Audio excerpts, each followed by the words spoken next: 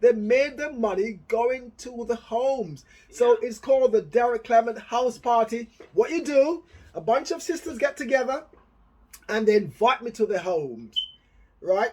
And we could go to the park, we go to the back garden, we go to the front room, and you bring your friends, and I'll give you the information, expert information, advice, support, and guidance. That's what I do. Well, we are going to be looking at doing that, Derek. But before we even go there, to just tell people, generally speaking, when Derek said he's going to New York, he's going to America, I quickly wrote him in quickly. I didn't mess about. No beavering around the place. That's right. I said, we are going to go live with him. Yes. So we can see what he's doing with our American cousins. So we can actually open the door. So BBR are going to be there live. We will tell you the times and dates when Derek gets it organized. So we will let you know, and you can actually see how he does what he does. You'll be live. You'll be live in New York and Connecticut. Absolutely. Brilliant. So, I mean, we've not got too much longer left, Derek, because we can speak all night. We can, and if you want to stay, we'll stay. We're good. Don't worry about time. Don't worry about time. Let me also explain to you guys. We have the academy. We have a unique system called Must, and which is what I was going to come back to. Actually, I did write that down. We need Rudy Page and I, my business partner. We go back for over 40 years. Rudy and I says we have our friendship and our friend in the industry. Rudy was in Dyke and Dryden, I was in Splinters. We two kids from different parts of the world, but because of the industry, we all get together. And in those days, loads of young people was all working together. It's an ecosystem. And we got 85 years of hairdressing experience. Rudy was in manufacturing, in hairdressing, and we met up at an interesting event in the Jamaican High Commission. Rudy had plans for Dyke and Dryden. I had plans for Winston, because we are the proteges of those two organizations. Let's call them our parent company. That's right. And in speaking with Rudy says, man, I'm writing the book. He said, well, I'm writing the book for Splinters, about Splinters. And so we just thought, you know what, why not collaborate? Let's bring it together. And that's it. I haven't seen Rudy for about 40 years since that time. Since our young days. And so the Must campaign, it means that we manufacture, which is us collectively. We use...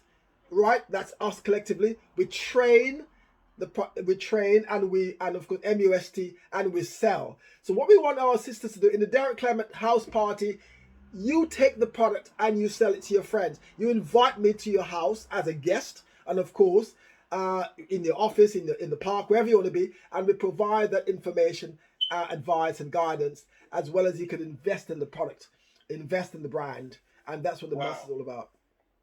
So it's a form of franchising, and people can make a living from doing that for themselves. Yeah, think of FUBU. Remember FUBU? For you, by you. Yes. That acronym there is all about that. The Must campaign. Wow, that is phenomenal. Because I think a lot of people actually, when doing their own business, what you find is their business is their business, and it's not meant to be shared. And so to be able to open the door to our community, to our sisters, to say, look, this is what I have, this is what I'm providing, I'm giving you the information and the tools, you can step out there and do your thing as well. Listen, that is fabulous. If we don't do that, as I said, the industry is worth 2.5 billion. L'Oreal, one of the biggest manufacturers, the giant, the colossus of hair globally. They own multiple black brands. L'Oreal isn't happy with the fact that Afro Hair is making so much money, and there are multiple black salons. I think there's 355,000 black salons in the UK, and L'Oreal is thinking, we're not even getting 5% of that. What's going on? So they're asking themselves, well, we need to have a bigger piece of the pie. And so the reason why we do what we do, we're inviting you guys to invest. You can invest, ask questions. What's wrong with our people, man? No one comes to me and say to me, you approach me. Look, I'm there doing we don't think of the hustle, the money, the investment. Okay, but wait, both, just a second. Let's talk about investment. What does that mean to the average black person? Yeah, who wants to start up in business, not too sure, got a little bit of change in the background. How does that, because when we hear about investment, this is new to us per se. So investment for us is not for the average person, and that is where we have to do an educational aspect of what investment means and what you can gain from it. It's not about investment for I put a tenner in, I expect to get £20 tomorrow morning. Yeah, it's about long term. It's about looking at legacy type of investment. That's the education part that we need to do, because what you're doing there, you're actually providing people with the beginning of their legacy.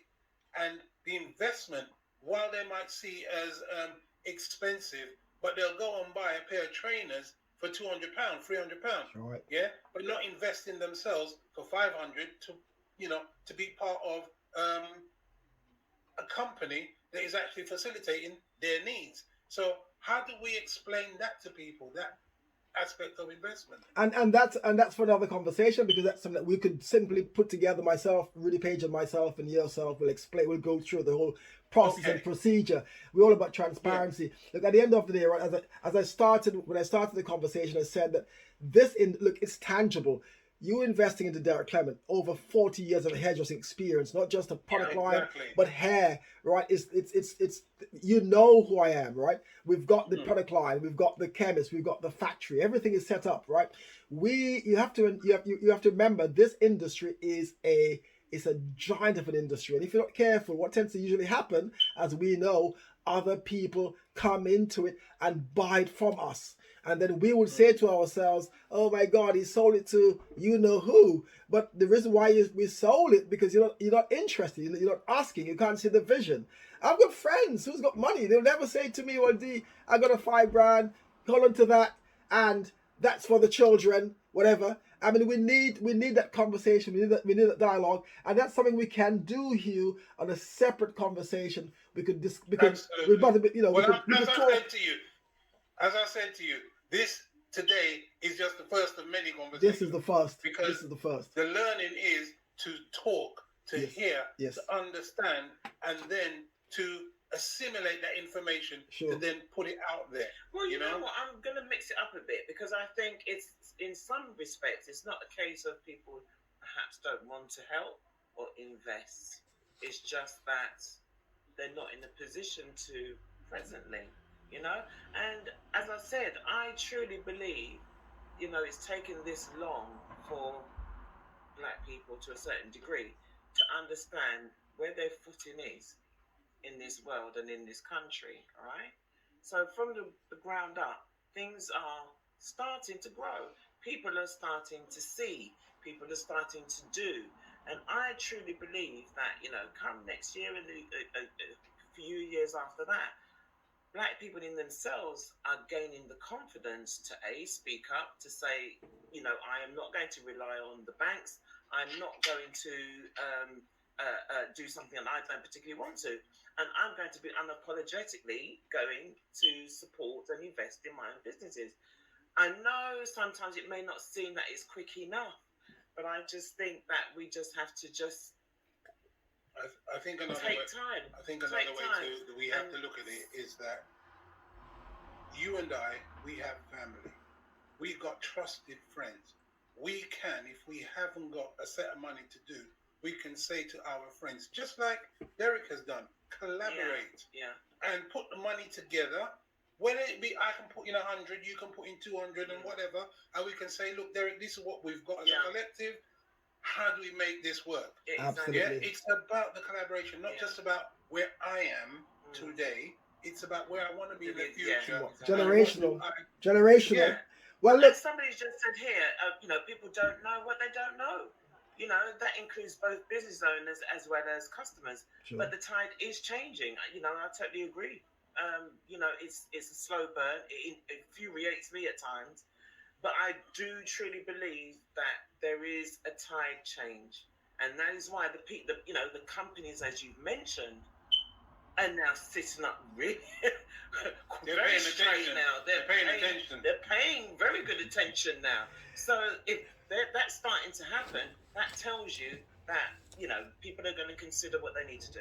But We- as you said, that's for another conversation Absolutely. again, isn't it? And remember, guys, we come from a legacy of trust, a legacy of collaboration, a legacy of making and saving money. We've had the susu. I mean, how many children of our age that would have got our car, our house, our business from the susu? My mother took my money from me in the 70s every week, and after 1 year, my mother gave me £5,000, right? Wow. And that was the susu amongst her friends, her colleagues.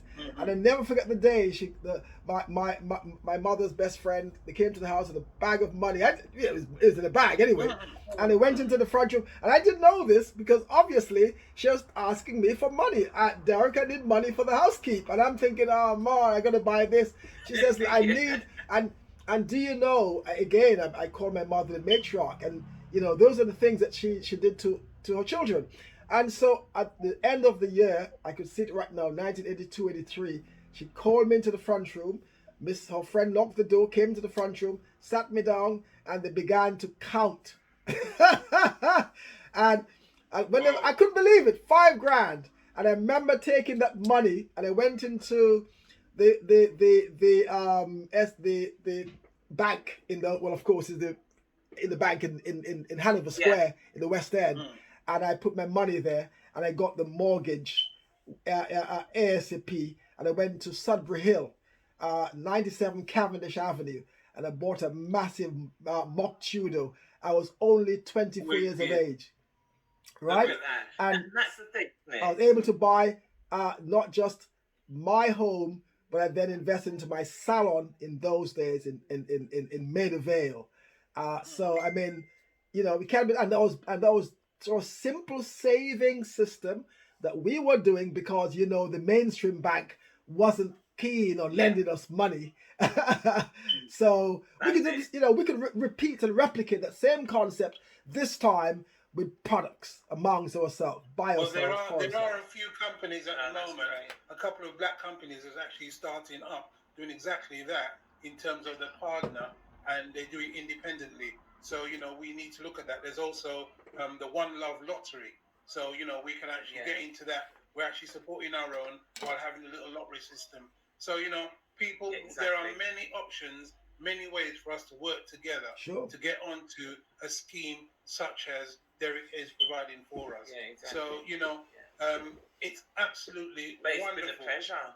Yeah, and I'm seeing all the products in the back there. Yeah. And creating them. Well, I'm going to put some of them up again. I'm going to put up again Yes, now. the entire range. These are the products here, and as you can see, you can contact and get in contact with Derek by Derek Clement. website as well. Okay, and You're squeezing Derek out of the way. I'm squeezing him out. Okay, I'm having the picture. The products that he has here available. But look, he neatly put himself. You see that? That's a man who knows about marketing. And by the way, guys, handsome young person there. One.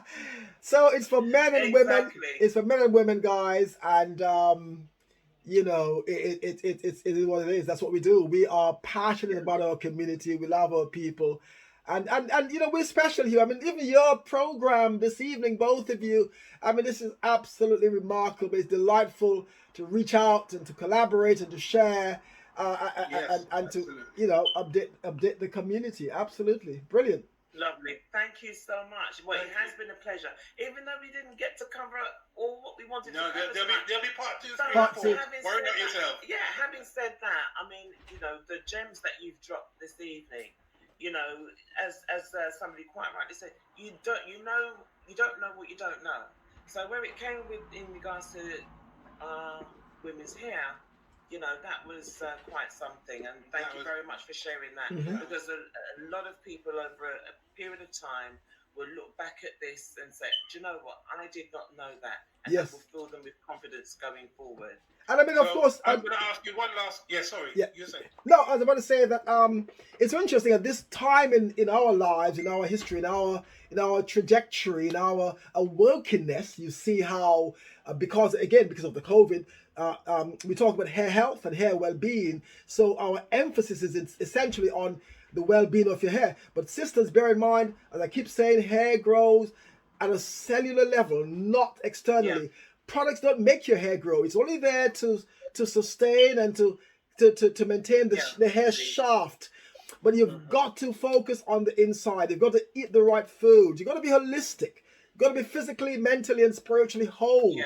And in this particular time, we're doing a Sankofa thing. We're going back to get the foods and the Irish moss and all of the foods. I'm using charcoal at the moment because I did some dodgy things the other day. Because of the COVID system, I have to go back and get back the real stuff. I'm using generated charcoal. I'm using something called zeolite. I'm using everything I need to keep my body sustained and supported to make sure the immune system, because your immune system is also attached to your hair. If your immune system is challenged, your hair will break. Okay? And it also, because you have to remember, poor immunity triggers lupus. It triggers alopecia. And what does that? What causes that? Inflammation. And we've got to watch the foods we eat. Get rid of the dairies. Get rid of the red meat. Consume more of what you've done in the past. Go back to the ancestral eating habits. We've had great avatars like Dr. Sabi, who came and taught us everything about foods. So it's up to us now to ensure that we protect ourselves. And at the same time, protect your hair simultaneously. Oh, God bless you. Thank you so much. Amazing. I mean, I have learned so much. I really am astounded. Thank you so much. Pleasure, guys. Pleasure. We are going to come back to you very soon, and we'll be informing everyone. Yeah. And if we have to do specials on different nights, c'est la vie. We'll do it. Indeed. Yeah? But it has been a pleasure. Thank you, guys. Derek, once again, I'm telling you, the next time you come, I've got a range of other questions. I know that. I think we'll have to send them to you first. Yes. Unlock loads more nuggets of information that you'll share with us. Yeah, but before you go, obviously, everyone, thank you very much. Myself and you have been away for a little while. Yeah. But we're back now. We're back. We're back. Okay. As best as so we can. We're going to end this evening by saying thank you again to Derek. Derek, thank you so much. But before you go, everybody, we're just going to share some of our business of the week with you before we sign off. Okay? So stay with us. Until then, take care. Derek, blessing. It's a pleasure, guys. Thank you very much. Good evening. Good evening. Thank you. Bye-bye. Bye-bye.